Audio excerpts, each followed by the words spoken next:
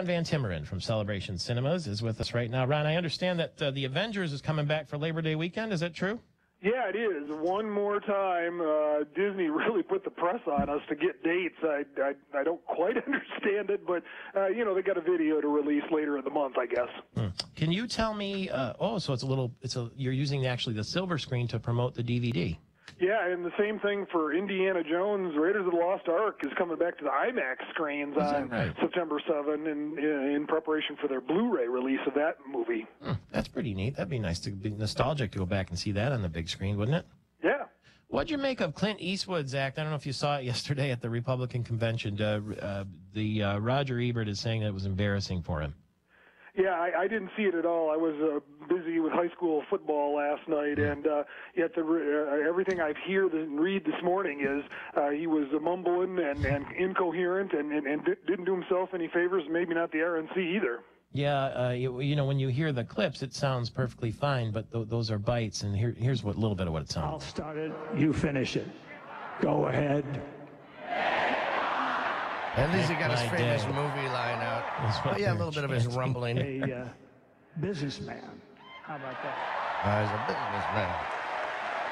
Yeah, everyone sort of awkwardly smiled and clapped. Yeah, he just sort of, more of it was not strong enough. And I think possibly now it may be time for somebody else to come along and solve the problem. But that's what he sounded like most of the time. It seemed like the entire thing was unplanned, except Ron, he had an empty chair, and he was pretending that President Obama was in the chair, and he was talking to President Obama.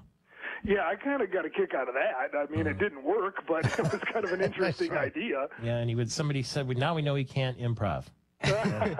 But anyway. That's all right. Clint doesn't have to prove anything, but he does have a movie coming up later in September called Trouble with a Curve on September 21, where he plays an aging baseball scout. So I love Clint Eastwood. I'll go see his movies. I don't care. I wonder if that's part of the reason he decided to do it, to drum up a little publicity for the movie. Maybe. Yeah, it probably didn't help him much, though.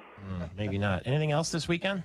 Well, we got Lawless, which looks like the best reviewed movie of the week, kind of a bootlegger outlaw gangster movie from the 30s with Guy Pearce, Tom Hardy, Shia LaBeouf, Jessica Chastain. The rare G-rated movie's been spotted in theaters, Oogie Loves and the Big Balloon Adventure from the producers of the Teletubbies.